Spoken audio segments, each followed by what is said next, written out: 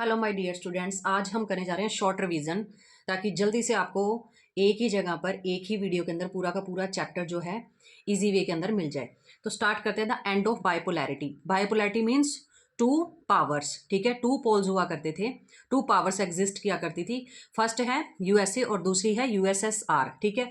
USA हम America को बोल रहे हैं यहाँ पर, और यूएसएसआर जो है 15 कंट्रीज का ग्रुप है, ठीक है। देन इसके बाद जो यूएसएसआर है ये कब बना है? 1917 में बना है। 15 कंट्रीज का ग्रुप है, ठीक है। और ये किस चीज को फॉलो करते हैं? सोशलिज्म को, ठीक है। मतलब कि गवर्नमेंट का राइट होना चाहिए हर एक चीज के ऊपर। जो यूएसए है ये कैपिटलिज्म को फॉलो करता है। कैपिटलिज्म का मतलब क्या है कि हर एक चीज प्राइवेट होनी चाहिए, ठीक है, कि हर एक चीज के ऊपर प्राइवेट ओनरशिप होगी, ठीक है। पहले बाइपोलैरिटी चलती थी, टू पोल्स हुआ करते थे, टू पावर्स एग्जिस्ट किया करती थी, बट अब क्या है? अब यूनिपोलर है, ठीक है। देन इसके बाद है आपको जो यूएसएसआर के अंदर पता होना चाहिए कि ये जो 15 कंट्रीज का ग्रुप है ये कैसे बना है, ठीक है। एक तो रशिया, इधर है ईस्टर्न यूरोप की कंट्रीज और इधर है सेंट्रल एशिया। ये तीनों ही जब इकट्ठे हो जाते हैं तो 15 कंट्रीज का एक ग्रुप बन जाता है। 1917 के अंदर ये बनता है और 91 के अंदर ये डिसइंटीग्रेट हो जाता है, टूट जाता है। देन इसके बाद है जो चैप्टर की स्टार्टिंग होती है वो होती है बर्लिन वॉल से। बर्लिन जो है वो जर्मनी की कैपिटल है। देखो बर्लिन है, बर्लिन के अंदर एक दीवार खींच दी गई है। क्यों? क्योंकि यूएस और यूएसएसआर दो पावर एग्जिस्ट कर रही थी। तो जो वेस्टर्न बर्लिन है वो उसके ऊपर कौन कंट्रोल करता था? यूएसए, ठीक है। और जो ईस्टर्न यूरोप है उसके ऊपर कौन अपना कंट्रोल कर रहा है? यूएसएसआर। तो इस तरीके से यहाँ पर एक दीवार खींच दी जाती है बर्लिन के अंदर, और ये 150 किलोमीटर जो लंबी दीवार है बनी है ये 1961 में, और 1989 के अंदर इसको टॉपल्ड कर दिया जाता है। 989 ये डिजिट इजीली याद रह सकते हैं। देन कितने साल ये रही है? 28 ईयर्स रही है और 150 किलोमीटर है। देन है यूएसएसआर के अंदर क्या सिस्टम चलता था, कैसे ये 15 कंट्रीज का ग्रुप इतना स्ट्रॉन्ग बना है? तो इसके लिए भी कुछ इसके रीजन थे, जैसे हम इसमें पॉलिटिकल सिस्टम, इकोनॉमिक सिस्टम और इसके ड्रॉबैक पढ़ेंगे, ठीक है। अगर यूएसए के साथ किसी कंट्री को मिलना होता था तो नेटो पैक्ट साइन करना पड़ता था। अगर यूएसएसआर के साथ किसी कंट्री को मिलना है तो उसको वार्सो पैक्ट साइन करना पड़ता था। अब देख लेते हैं यूएसएसआर का पॉलिटिकल सिस्टम कैसा था। तो जो फर्स्टली मैंने आपको बता दिया है कि ये जो 15 कंट्रीज का ग्रुप है ये कब बना? 1917 में बना है, ठीक है। कब बना था? जब वहां पर सोशलिस्ट रेवोल्यूशन आई है उसके बाद ये ग्रुप बना है। देन है इंस्पायर्ड बाय सोशलिज्म। सोशलिज्म का मतलब क्या है? इक्वल इन सोसाइटी, इक्वालिटी होनी चाहिए सोसाइटी में। क्या चाहते थे ये? इगैलिटेरियन सोसाइटी चाहते थे, क्लासलेस सोसाइटी होनी चाहिए, इक्वल अपॉर्चुनिटीज मिलनी चाहिए जॉब्स के लिए। देन है इन्होंने क्या यहां पर कहा है कि प्राइवेट प्रॉपर्टी जो है बैन थी, कोई भी अपनी प्राइवेट प्रॉपर्टी नहीं रख सकता था। देन उसके बाद है सेंट्रली प्लान, जो इकोनॉमी वहां पर चलती थी सेंटर ही प्लान करता था कि कैसे जो है पैसे को ग्रो करना है और कहां कहां पे लगाना है। देन इसके बाद वहां पर एक ही सिंगल पार्टी थी, communist party of Soviet union, वहां पे कोई अदर सिंगल पार्टी नहीं थी।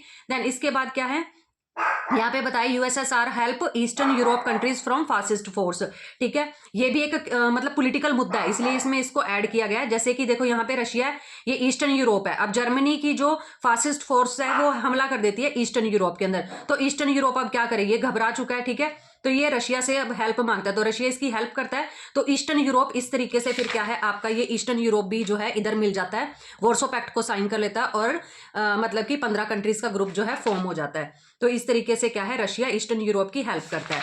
देन इसके बाद आ जाता है इकोनॉमी। इकोनॉमी कैसी थी? यूएसएसआर की स्ट्रॉन्ग होगी तभी तो वो मतलब बाइपोलर कहलाता है, मतलब सेकंड पावर कहलाता है। पहला है वहां पे कि यूएसए के बाद ये पहली जो है इकोनॉमिक लेवल पर मतलब सेकंड नंबर पर आता है। पहले यूएसए है, फिर क्या कौन है आपका? यूएसएसआर है।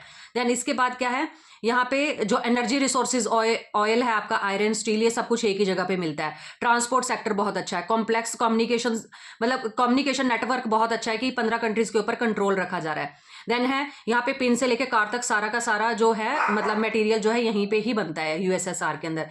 देन है हर एक बंदे का मिनिमम स्टैंडर्ड ऑफ लिविंग जो है अच्छा है। हेल्थ एजुकेशन के लिए जो है मतलब पॉलिसीज वगैरह अच्छी बनी हुई है, तो हर एक बंदे की हेल्प होती है। नो अनएम्प्लॉयमेंट की, कोई भी बेरोजगार नहीं है, सबको काम मिल रहा है। गवर्नमेंट सब्सिडीज दे रही है हेल्थ के लिए, एजुकेशन के लिए, और स्टेट क्या हर एक चीज के ऊपर अपनी ऑनरशिप रखती है। जितने भी एसेट्स है सबके ऊपर क्या है? स्टेट का कंट्रोल है, मतलब गवर्नमेंट का कंट्रोल है। इसके बाद भी कुछ ना कुछ ड्रॉबैक है यूएसएसआर के, कुछ कमियां इसके अंदर। वेरी ब्यूरोक्रेटिक, बहुत ज्यादा तानाशाह है, एक बार जो कह दिया बस वही उन्होंने पत्थर की लकीर है, उससे वो हिलते नहीं थे।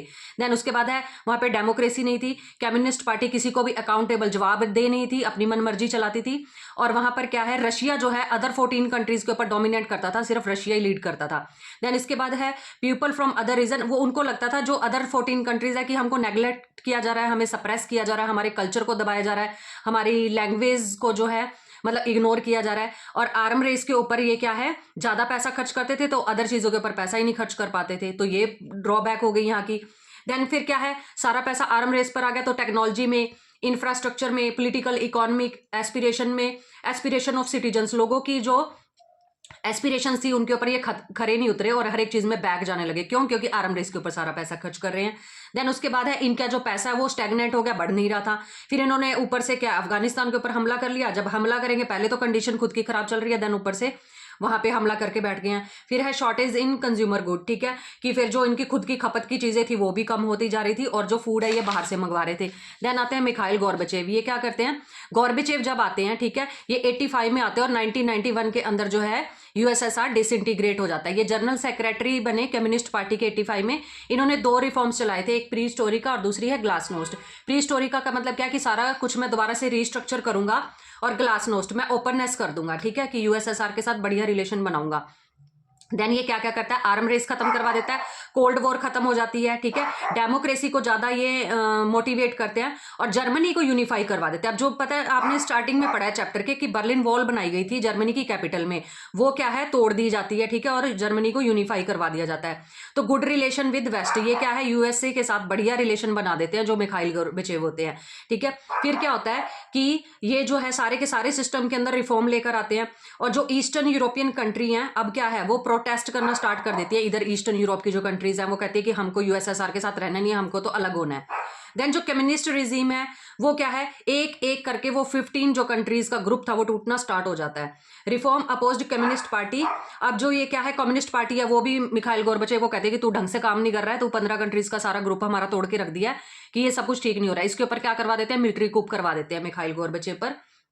देन उसके बाद क्या होता है, पीपल वांटेड टू, अब जो है लोग अवेयर हो चुके होते हैं, कॉन्शियसनेस आ जाती है, वो कहते हैं कि हमको तो कम्युनिस्ट पार्टी के अंदर रहना ही नहीं है, हमको क्या है अलग से जो है मतलब फ्री कर दिया जाए 15 कंट्रीज को, हम सारे के सारे अलग से रहेंगे, ठीक है। फिर बोरिस येल्टसिन आते हैं, 2 लीडर्स के नेम है इस चैप्टर के अंदर।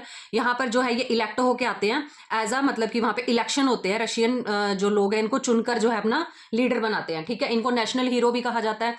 और ये क्या है, ये शिफ्ट करवा देते हैं सोवियत यूनियन को, किसमें, रिपब्लिक्स के अंदर। और जो है इन्हीं के टाइम पीरियड में 1991 में रशिया, यूक्रेन और बेलारूस क्या कहते हैं कि हम लोग जो 15 कंट्रीज का ग्रुप है वो टूट चुका है।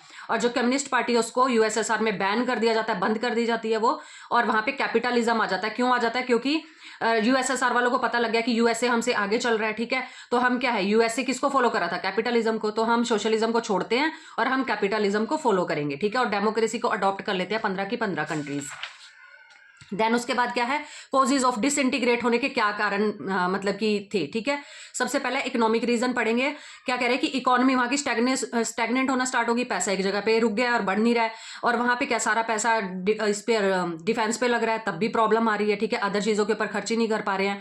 और क्या है, expenditure in the development of the satellite. अब क्या है, सैटेलाइट स्टेट का मतलब क्या होता है कि इंडिपेंडेंट कंट्रीज जो है कंट्रोल और इन्फ्लुएंस्ड बाय सुपर पावर, एक सुपर पावर है और जो छोटी छोटी कंट्रीज है उसके ऊपर इसका कैप्चर है, तो ये क्या बन गई, सैटेलाइट स्टेट बन गई। तो यूएसएसआर का क्या था कि मेरे को सैटेलाइट स्टेट रहना, उसके ऊपर ही सारा पैसा वो खर्च कर रहे थे, जिसकी वजह से क्या है इकोनॉमिकली वो नीचे जाने लगे। देन उसके बाद है टेक्नोलॉजिकली बैकवर्ड हो गई है, अफगानिस्तान के ऊपर हमला किया, ये ऑलरेडी बता दिया मैंने आपको, तो तब भी इनका पैसा बहुत ज्यादा वहां इन्वेस्ट हो गया। पोलिटिकल रीजन क्या थे वहां के, 70 साल एक ही पार्टी रूल करती है, ठीक है, जिसके कारण क्या है वहां पे किसी को बोलने का अधिकार नहीं है, डेमोक्रेसी वहां पर नहीं है, और जो कम्युनिस्ट पार्टी है वो किसी को आंसर ही नहीं देती थी, आंसरेबल नहीं है, और करप्ट हो चुकी थी। अब एक ही पार्टी रहेगी, एक ही आइडियोलॉजी के लोग वहां पे घुसे रहेंगे उसके अंदर, तो क्या होगा कि कोई अदर न्यू ओपिनियन वाले लोग तो उसके अंदर आएंगे नहीं। जब न्यू ओपिनियन नहीं आएगी तो क्या है, मतलब कि वो करप्ट होनी स्टार्ट हो गई, ठीक है, और एक ही विचारधारा के लोग उसके अंदर 70 साल तक बैठे रहे।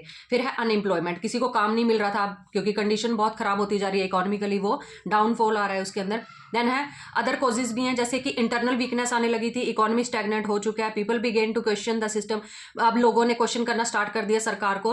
और जो है मेनली जो क्या कह रहे हैं कि resources use to mainly nuclear and military additional के ऊपर ज्यादा जो है मतलब पैसा जो है वो स्टोर कर रहे थे।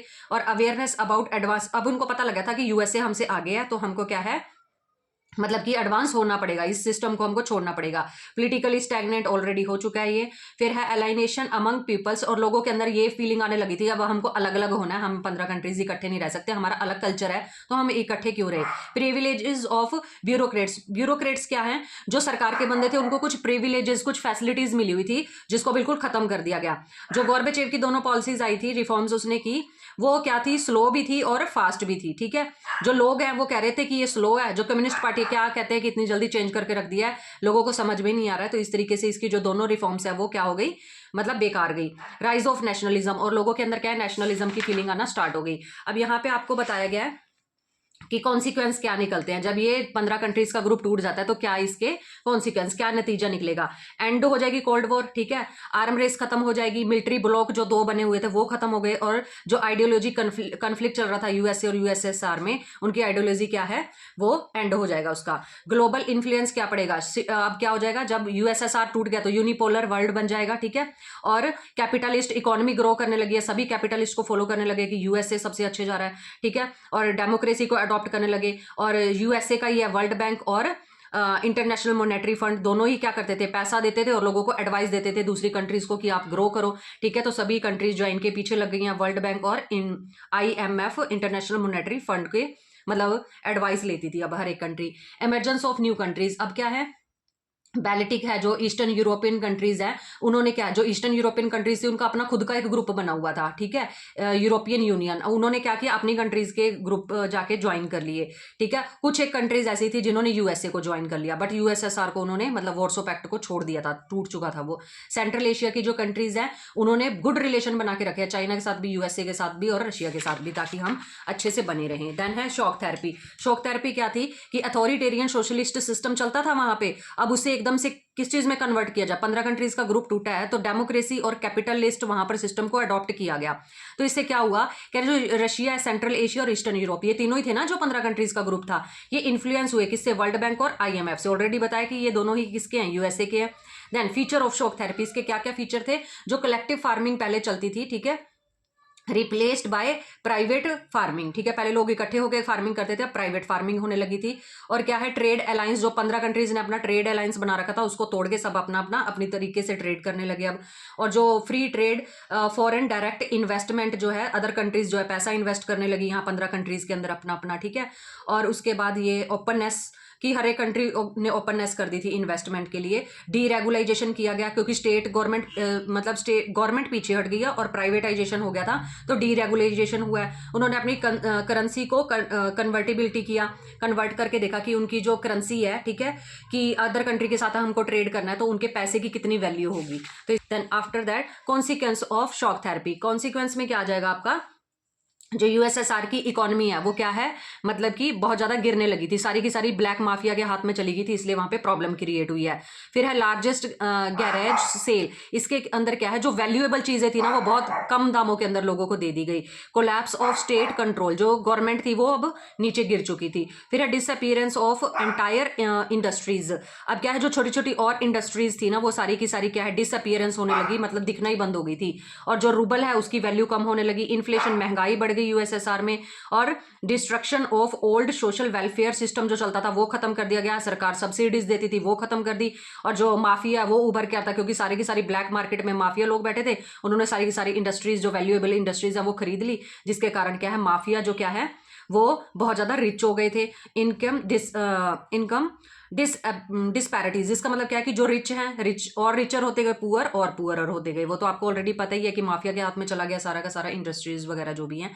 फिर है इनस्टेबल पॉलिटिकल इस्टेब्लिशमेंट, और जो पॉलिटिकल इस्टेब्लिशमेंट थी वहां पे वो भी अभी क्या है, उसका भी मिसयूज होने लगा हरी के अंदर, मतलब जल्दी के अंदर क्या है मिसयूज, जो भी उन्होंने रूल रेगुलेशन बनाया वो किसी काम के नहीं थे, और मतलब कि जिसका मिसयूज हुआ है बहुत ज्यादा। फिर क्या है रिवाइवल, अब ये 15 कंट्रीज क्या करती हैं, मतलब कि देखो यहाँ पे है आपको पोस्ट कम्युनिस्ट कंट्रीज, ये जो कंट्रीज हैं सन 2000 के अंदर क्या है रिवाइव करना स्टार्ट कर देती है, उभरना स्टार्ट कर देती है। कैसे, क्योंकि इनके पास खुद का जो है रिसोर्सेज अवेलेबल है, ऑयल है, गैस है, मिनरल्स है, जिसके बेस पे ये क्या है मतलब कि दोबारा से ग्रो करती हैं। ये अपनी पाइपलाइन बिछा देती है जिससे ये रेंट लेती हैं और ग्रो करना स्टार्ट कर दिया। इसमें जो है कुर्ता करके इन कंट्रीज को आप याद कर सकते हो।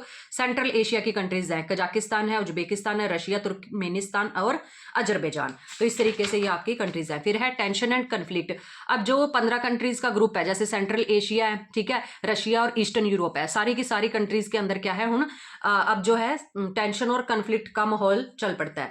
जैसे कि सारी कंट्रीज में सिविल वॉर लग जाते हैं। सिविल वॉर का मतलब क्या होता है? अपनी ही कंट्री के अंदर वॉर लगना, और सारे के सारे रिवोल्ट कर देती हैं कंट्रीज, ठीक है। रशिया के अंदर जो चेचनिया और रेगिस्तान है वो कहते हैं हमको तो अलग कर दो, हमने अलग होना है। सेंट्रल एशिया में भी बहुत ज्यादा क्या है, मतलब कन्फ्लिक्ट स्टार्ट हो जाता है। तजाकिस्तान के अंदर 10 साल तक लड़ाई लगी रहती है। देन जॉर्जिया की 2 प्रोविंसेस होती हैं, वो कहते हैं हमको अलग कर दो। और फिर किर्गिस्तान, यूक्रेन और जॉर्जिया के जो पीपल होते हैं वो जो वहां पे अभी एग्जिस्टेंस के अंदर जो सरकार चल रही होती है उससे बिल्कुल खुश नहीं होते हैं, वो कहते हैं हमको अलग कर दो। फिर नगारो कारोबाग अंडर अजरबैजान। अब ये क्या है, जो नगारो कारोबाग है, ठीक है, यहाँ इसके अर्मेनिया कंट्री है, ये अजरबैजान कंट्री है। अब नगारो कारोबाग में कौन रहता है? सारे के सारे अर्मेनिया पीपल रहते हैं। नगारोबाग क्या कहता है कि हमको अजरबैजान के अंडर नहीं रहना, हमको तो इधर ही जाना है, अपनी इस कंट्री के अंदर मिलना है। तो इस तरीके से वहां पे भी कन्फ्लिक्ट आ गया। ये सारा का सारा सेंट्रल एशिया के अंदर कन्फ्लिक्ट है और ये रशिया में कन्फ्लिक्ट है। अब इसके बाद जो सेंट्रल एशिया, आपको पता है यहाँ पे रिसोर्सेज बहुत ज्यादा है, तो हर एक कोई इसके ऊपर कंट्रोल करना चाहता है। यूएसए कहता है कि जैसे यूएसए के ऊपर 11 सितंबर 2001 के अंदर जो क्या होता है, अटैक होता है, तो अब क्या है, ये डर गया है। तो यूएसए कहता है कि मुझे तो सेंट्रल एशिया में अपने बेसिस बनाने हैं, तो ये क्या है, रेंट दे देगा मतलब एशिया को, और यहाँ पे अपने सेंट्रल बेसिस बनाएगा। अफगानिस्तान और इराक के बीच में भी लड़ाई चल रही थी, तो ये कहता है कि मुझे एयर स्पेस चाहिए जिससे मैं नजर रख सकूं अदर कंट्रीज के ऊपर, तो ये सेंट्रल एशिया में जगह मांगता है। देन उसके बाद चाइना कहता है कि एशिया के पास जो है ऑयल रिसोर्सेज बहुत ज्यादा है, बॉर्डर भी साथ में लगता है, मुझे ट्रेड भी करना है, तो मुझे है एशिया के साथ क्या है, एशिया के साथ मेरे अच्छे रिलेशन होने चाहिए। रशिया है, रशिया कहता है कि मेरा बॉर्डर जो है नियर लग रहा है, ठीक है, तो मेरे को क्या है, मुझे जो है मतलब जो रशिया है वो भी क्या है, बहुत इन्फ्लुएंस होता है किससे, एशिया से। तो इस तरीके से सारी की सारी कंट्रीज जो क्या कह रही हैं कि एशिया के ऊपर हमारा कंट्रोल होना चाहिए। फिर चेकोस्लोवाकिया स्प्लिट कैसे हुआ? चेकोस्लोवाकिया एक ऐसी कंट्री है जिसका बिना किसी डिस्प्यूट के पीसफुली क्या है, ये दोनों कंट्रीज अलग हो गया, चेकोस्लोवाकिया, ठीक है। देन है उसके बाद Balkan republics of Yugoslavia. Yugoslavia के अंदर ये कुछ बाल्कन रिपब्लिक्स हैं, ठीक है। यहाँ पे क्या है, यहाँ पे सारे के सारे सर्ब्स और नॉन सर्ब्स लोग रहते हैं। सर्ब्स कहते हैं कि ये जो यूगोस्लाविया का जो बाल्कन रिपब्लिक है ना, ये सारा का सारा सर्ब्स का है, तो सर्ब्स जो है नॉन सर्ब्स को मारते रहते हैं। अब जो नेटो है, मतलब नेटो मतलब कौन साइन करेगा? यूएसए, ठीक है। यूएसए क्या करता है, बॉम्बिंग करवा देता है यूगोस्लाविया के ऊपर, ठीक है। तो क्या है, वहां पर कुछ टाइम के लिए तो थोड़ा सा मतलब रुकती है वॉर, बट फिर भी वो लोग जो है रुकते नहीं है, सिविल वॉर के अंदर लगातार मतलब लगे रहते हैं, आपस में लड़ते ही रहते हैं। तो यहाँ पे ये 1 मार्कर क्वेश्चन बनता है, चेकोस्लोवाकिया जो है वो बिल्कुल ही पीसफुली डिवाइडेड हो गया, बट जो अदर कंट्रीज है वहां पे पूरा का पूरा लड़ाई चली है। देन उसके बाद है इंडिया और रशिया के जो रिलेशनशिप है, ये लास्ट टॉपिक है आपका। जैसे हमारे जो रशिया के साथ रिलेशन है, हमारी हिस्ट्री बताती है कि हमारे बहुत अच्छे रिलेशन रहे हैं, किसके साथ, रशिया के साथ, ठीक है। देन उसके बाद है कि दोनों ही सपोर्ट करते हैं कि मल्टीपोलर वर्ल्ड होना चाहिए, यूनिपोलर नहीं होना चाहिए, बायपोलर नहीं होना चाहिए, मल्टीपोलर होना चाहिए, हर एक कंट्री ग्रो करे। देन है इंडो रशिया एग्रीमेंट साइन हुआ था 2001 में, जिसमें 80+ बायलेटरल एग्रीमेंट साइन किया, 80 चीजों के ऊपर, 80 टॉपिक के ऊपर साइन किए इन्होंने। अब यूएन कहते हैं कि यूनाइटेड नेशन ऑर्गेनाइजेशन जो है ना, उसको क्या कर दो, स्ट्रेंथन कर दो। अगर किसी भी कंट्री के साथ कोई प्रॉब्लम है तो यूएनओ, यूनाइटेड नेशन में हम लोग बैठ के हम अपनी प्रॉब्लम को सॉल्व कर सकते हैं, इसलिए यूएनओ को क्या कर दो, ज्यादा से ज्यादा स्ट्रेंथन कर दो। अब इंडिया इंडिया को कैसे हेल्प करता है? जैसे इंडिया के अंदर कश्मीर का मुद्दा चलता है पाकिस्तान के साथ, तो रशिया इसको हमेशा ऑलवेज सपोर्ट करता है। देन एनर्जी सप्लाईज भी करता है रशिया इंडिया को। देन है एक्सेस ऑफ सेंट्रल एशिया, इसके अंदर आपको क्या आ जाएगा कि जो आपका सेंट्रल एशिया है, ठीक है, रशिया के सेंट्रल एशिया अदर मतलब इंडिया को छोड़ के अदर कंट्रीज के साथ भी रशिया के अच्छे रिलेशन है, तो इसलिए इंडिया का क्या है, रशिया के साथ अच्छी मतलब कि सही सेटिंग बैठती है, ठीक है। देन उसके बाद है बैलेंसिंग रिलेशन विद चाइना। अब क्या है कि जब ये इंडिया को पता लग गया कि मतलब ये चाइना को पता है कि इंडिया और रशिया के अच्छे रिलेशन है, ठीक है, तो अब क्या है, चाइना भी थोड़ा डर के रहता है इंडिया से कि इसकी तो रशिया के साथ अच्छी बनती है। अब रशिया क्या है, रशिया के अंदर सेकंड लार्जेस्ट आर्म मार्केट है, मतलब बहुत ज्यादा वेपन बनाते हैं रशिया वाले। जब अब ये वेपन बना रहे हैं तो इनको बेचने के लिए मार्केट भी चाहिए, तो मार्केट इसको कहाँ अवेलेबल होती है, इंडिया के अंदर। फिर है India help to Russia in their oil crisis. जब रशिया के अंदर ऑयल क्राइसिस हुए थे तो इंडिया ने हेल्प की थी रशिया की। तो इस तरीके से जो है आपका एक चैप्टर जो है कंप्लीट होता है, बहुत ही इजी और बहुत ही कम टाइम में आपको समझाने की कोशिश किया। आई होप आपको समझ भी आया होगा। Thank you so much for watching.